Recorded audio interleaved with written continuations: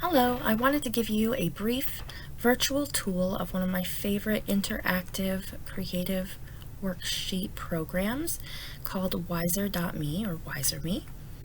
And you go to the WiserMe website, and then if you haven't joined before, click join now or you log in.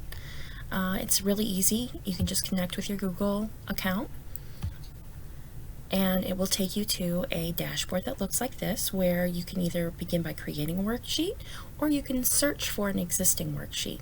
So for example, I might search for geometry.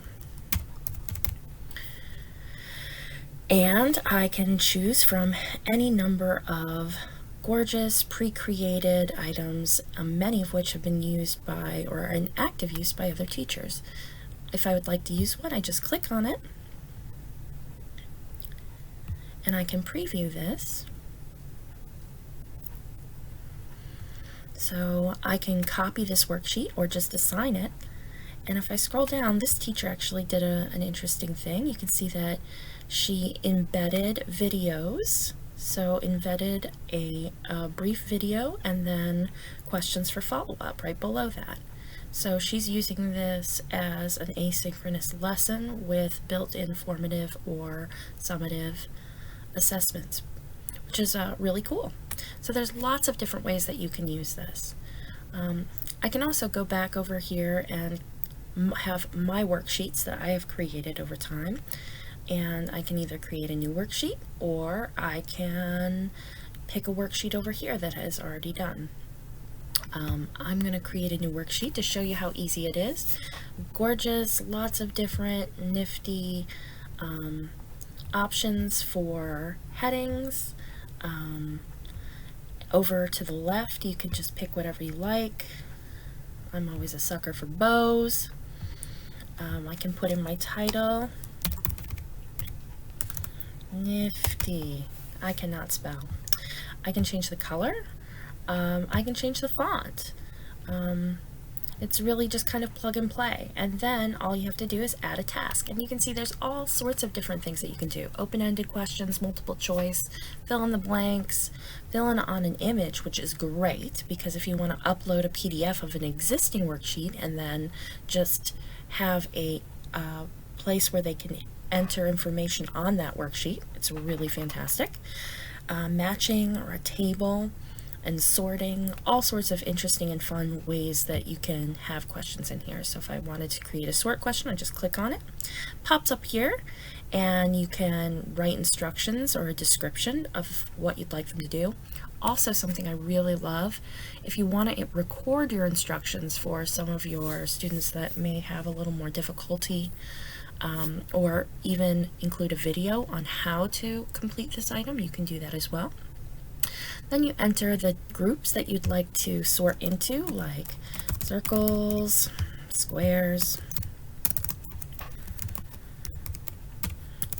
and if you want to, you can add another group, like triangles. And then you enter which items go in here, and it will randomize them and allow them to put it in. You can add in pictures, both for the items or for the questions themselves. At the bottom, it'll give you rules. If you want to do differentiation, you can do it this way, but you need to have a premium worksheet. Once you're done, you just hit done and you call it a day. Let me show you another worksheet so I can go over some of the other features with you. I'm not going to save this. So I hit leave, and I'm going to go back to my worksheets here, and let's see. Let's pick one that I know has been done relatively recently. Let's do our histogram exit ticket. So this was completed some time ago. In the editing portion, things may or may not show up correctly. Then when you have here, click the reviews section, it gives you a review of the preview, and it'll let you see what it'll look like to the students. So here I have an open-ended question where they're going to click on these blue things in order to enter text. You can see I've put a graph in up here. Then they have some multiple choice questions and some other open-ended questions that they need to complete. All right. Then you can assign your your sheet to a particular learner, and you can assign it by class using Google Classrooms by doing Add Class, or the way I usually do it is by link. And I usually just, in order to do this, it is a little finicky.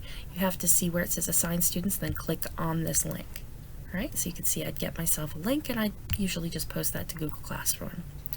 Now I can either set it to be open right away, or I can have it as a time delay, scheduling either by minutes or a beginning and end date, which is very helpful, and I can shuffle questions if I'd like. Okay. Automatic feedback is provided. If you click on this button, you can turn it on and off. I usually allow it so that when they're done, it automatically checks the questions and provides them with the correct answer at the end.